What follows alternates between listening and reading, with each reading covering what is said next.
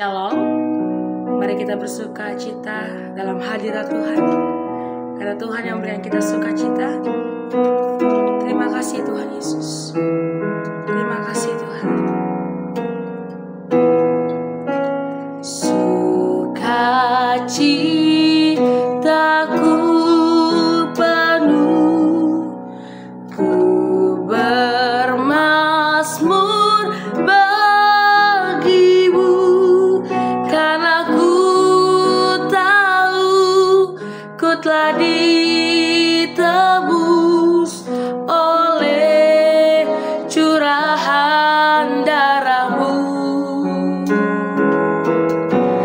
Ku bernyanyi bagimu, ku memuji namamu, karena ku tahu ku berkemenangan oleh curahan darahmu. Darahmu Yesus, darahmu Yesus, sucikan aku. Darahmu Yesus, bebaskan ku. Darahmu Yesus, ubahkan aku. Ku dijadikan baru. Ku bernyanyi bagimu, ku bernyanyi bagimu, ku memuji namamu, karena ku tahu ku berkemenangan oleh curahan darahmu. Darahmu Yesus, darahmu Yesus, sucikan aku. Darahmu Yesus, bebaskan ku. Darahmu Yesus, ubahkan aku. Ku dijadikan baru. Darahmu Yesus, darahmu Yesus, sucikan aku. Darahmu Yesus, bebaskan ku. Darahmu Yesus, ubahkan aku. Ku dijadikan baru, ku dijadikan baru, ku dijadikan baru, ku dijadikan baru. Terima kasih buat pengorbananmu yang begitu sempurna atas setiap kami Tuhan. Terima kasih untuk sukacita yang Tuhan berikan kepada kami. Bapak, saat ini kami mau mendengarkan renungan. Ajar kami memahami dan mengerti ya Tuhan. Dalam nama Tuhan Yesus kami berdoa dan mengucap syukur. Haleluya. Amin.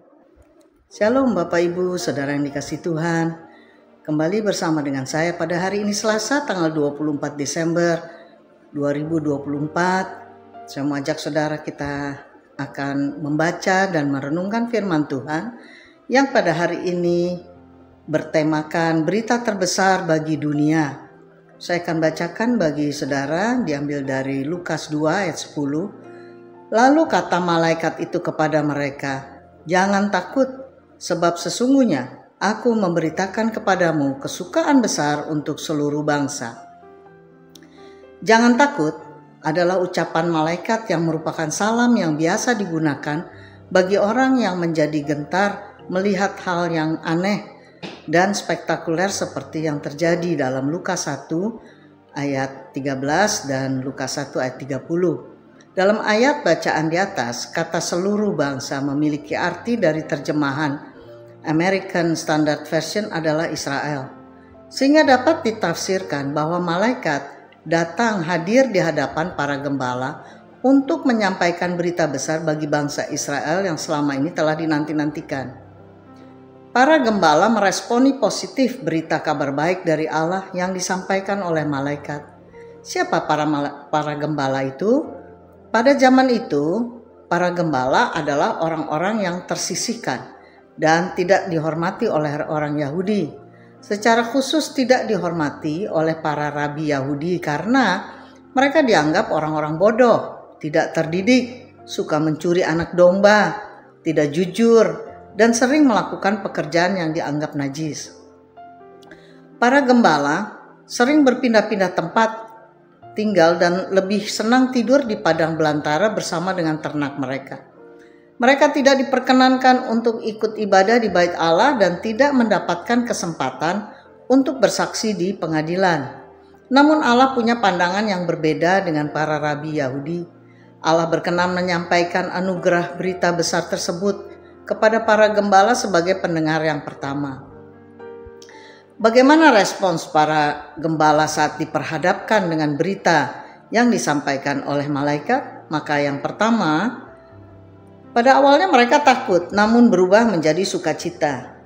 Yang kedua, pada awalnya mereka terasing dan tidak berarti, namun merasakan hidup menjadi penuh arti dan rasa damai sejahtera. Berikutnya yang ketiga, kemudian mereka meresponi berita besar tersebut dengan secara bersama-sama bergegas pergi ke Bethlehem untuk menemukan bayi Yesus Kristus. Yang keempat, hidup mereka menjadi berubah dan mendorong mereka untuk bersyukur dan menceritakan kabar baik tersebut kepada orang lain agar orang lain juga dapat mengalami sukacita besar serta damai sejahtera Allah.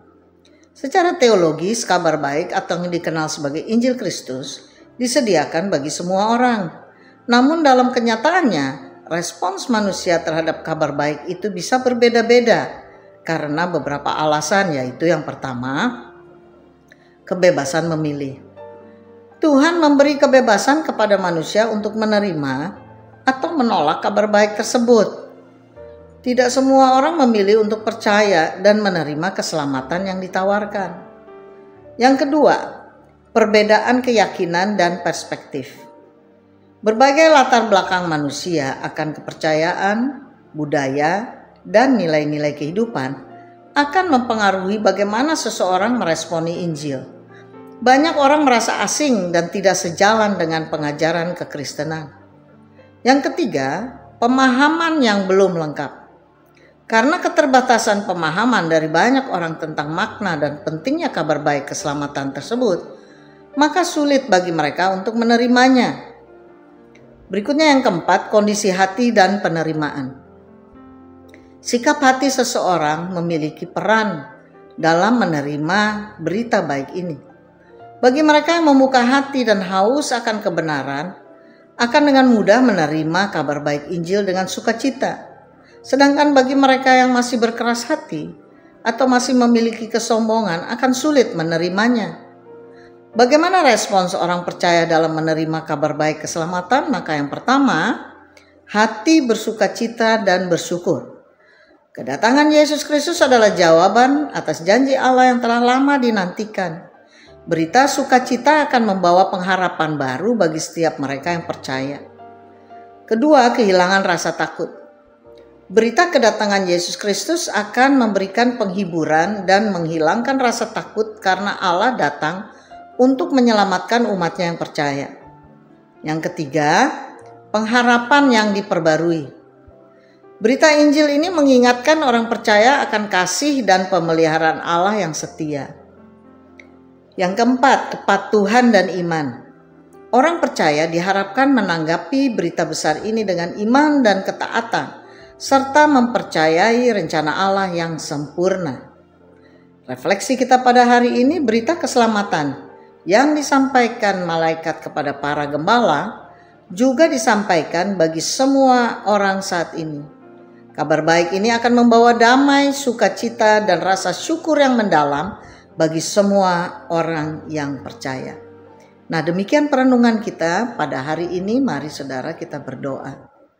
Bapa, dalam nama Tuhan Yesus Kristus, kami bersyukur buat firman-Mu dan renungan pada hari ini yang mengingatkan kepada kami bahwa apa semua janji-janji Allah yang diberikan kepada manusia, yaitu berita baik, Injil keselamatan, boleh hadir dalam kehidupan kami, dan kami hanya memuliakan Tuhan saja dan bersyukur dengan penuh sukacita menerimanya. Terima kasih Tuhan, di dalam nama Yesus Kristus kami sudah berdoa dan bersyukur kepadamu. Haleluya. Amin.